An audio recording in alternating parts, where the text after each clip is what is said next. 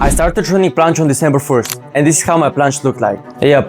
But regardless, I promised myself to hit the straddle planche in the span of 2 months. And fast forward to February 1st, I hit my first ever straddle planche. But it wasn't always like this. This is me in January 2025, where I trained planche for 3 damn months, and I couldn't even get unstuck from the tuck planche.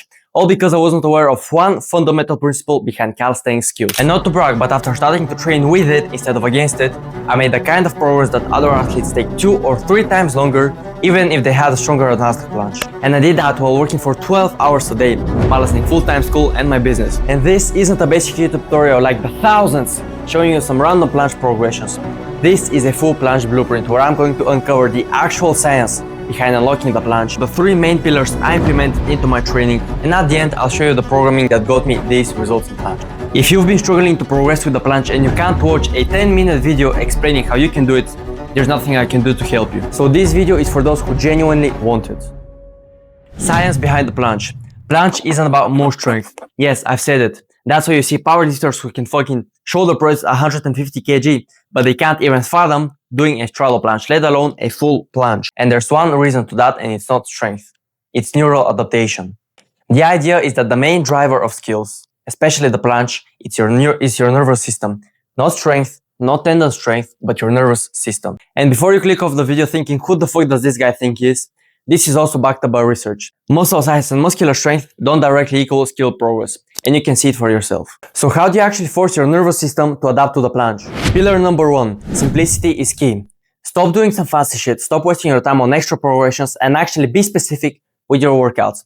And what do I mean by that? By that, I mean that you shouldn't waste time on accessories like handstand push-ups for more strength, because we figured out the strength isn't your limiter. Or waste time with elbow levers, or doing some easier holds, or stuff like that. Why? Because your central nervous system learns best through direct exposure.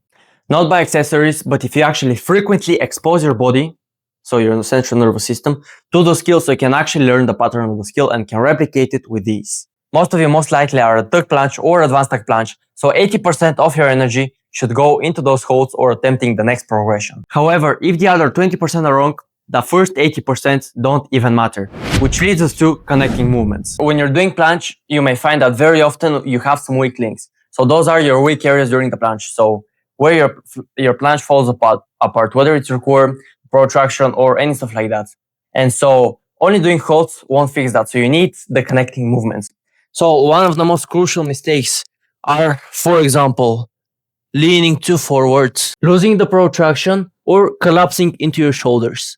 So they're not depressed, but they're collapsed. If you learn it wrong, fixing it can take up to twice as long. What is the fixing process? First of all, identify your weak links, then match the connecting movements to your level. So be sure that those connecting movements match your current level. So if you're leaning too far forward or piking your hips too much, this is a shoulder flexion issue.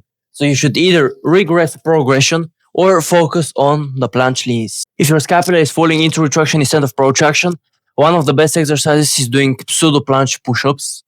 Again, using the protraction until the lowest point, and then keeping the protraction until the highest point. But again, you can use also planche leans and easier progression planche push-ups. And finally, if your shoulders are collapsing forward, just work on shoulder depression. So now that you know what to do, let's structure this properly into a full program. Pillar number 3, workout programming.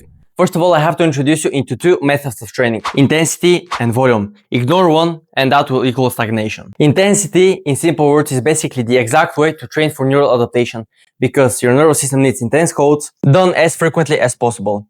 If the time is too short or if the progression is too easy, your nervous system will have nothing to adapt to. Let's start with the intensity method, which is the neural adaptation phase. Here's the standard structure: 4 to 6 sets of your hardest holds, each hold between 2 and 5 seconds, no more than that, with 5 to 8 minutes of rest in between. The hold should be decent to perfect form, and if you can hold a progression for more than 10 seconds, then it's too easy and you have to move on. Frequent exposure works best with intensity because you're getting enough recovery, and also you're not overtraining because your holds are no longer than 5 seconds. And so you can't overtrain your nervous system or your muscles. So the best way is training like 5 to 7 times per week, or training less but having greased the groove in between. Now we continue with the volume method of training, which is basically the skill mastery and hypertrophy phase. The purpose is to increase time under tension, so you actually get used to the skill, and also increase technical stability. As is standard to do between 5 and 10 sets per workout. However, I found that the sweet spot is around 6 to 7, with 7 to 20 second holds in those sets and 5 to 10 minutes of rest in between. So let's say you're at the advanced planche. In that case, you should use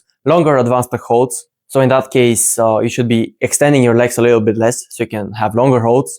Use resistance bands to get used to the straddle and focus on executing with good to perfect technique. So now let's move on to the actual workout programming.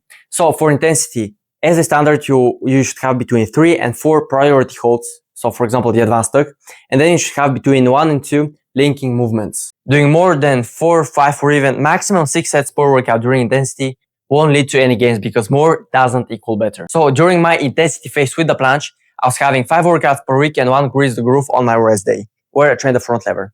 So from those 5 workouts, I had 3 workouts, or I had 4 sets per workout. I did 3 straddle planche attempts at the time, and I had an easier advanced planche hold. And I had 2 workouts right before my front lever days, so I had 48 days to recover for the planche, where I did 3 straddle planche attempts, I did 1 advanced hold, and I did 1 linking movement. And during my volume phase of my straddle planche training, I mainly focused on longer holds and more reps. So I did, for example, banded straddle planche holds, I did longer advanced holds and stuff like that. And I did 6 sets of those per workout where I trained 3 times per week. So now you know how to train the intensity phase and the volume phase. But how do you know at what point you should train them? You shouldn't overcomplicate it. As a standard, you structure your training into 5-week blocks where you have intensity, volume, and deload phases. So as a standard, it can be something like 2 weeks of intensity, 2 weeks of volume, and 1 week of deload. Or 3 weeks of intensity, 1 week of volume, and 1 week of deload. But personally, I recommend focusing mainly on intensity until you unlock the full planche. And that's what I'll be doing in the next 3 to 5 months. However, like I told you, you should adjust your program based on your body, your recovery, etc. From this video, I can give you only this. From this point on, it's on you to see what works, to experiment, and see what actually works for you best. If you found the video valuable, be sure to like and subscribe to not miss out on more. And if you'd like to work with me one-on-one, you can just book in a call with me down below or hit me up on IG. Have a great day, brother. Peace.